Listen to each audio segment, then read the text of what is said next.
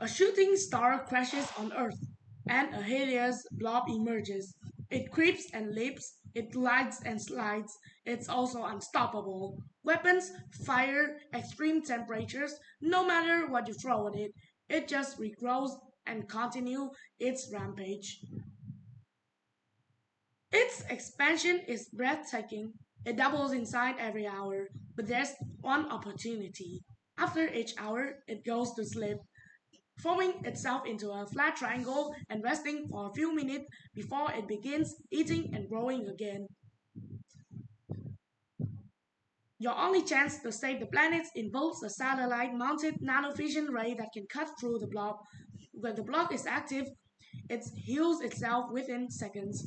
However, when you break the sleeping blob into two triangles, you make a critical discovery.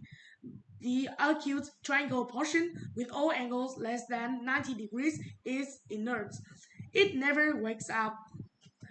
The obtuse triangle, which has an angle greater than 90 degrees, wakes up as usual and keeps growing. Similar experiments show that all the shapes other than acute triangles, including right triangle, will also wake up. For the next few minutes, the blob is sleeping in its obtuse triangle form. You can make clean, straight lines cuts between any two points on or inside the triangle, but you only have time to make 7 cuts while the satellite is above you. By the time it completes on its orbit and returns, the blob will have consumed the entire world. If even a single portion that will wake up remains, how can you cut the blob entirely into acute triangles and stop it from destroying the planet?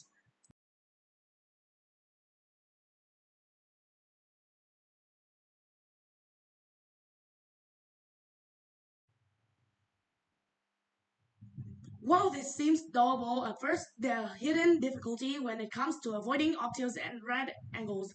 Every time you make a cut that reaches an edge, it either makes an acute and an obtuse angle or two right angles. That makes it seems like you're doomed to keep creating obtuse angles.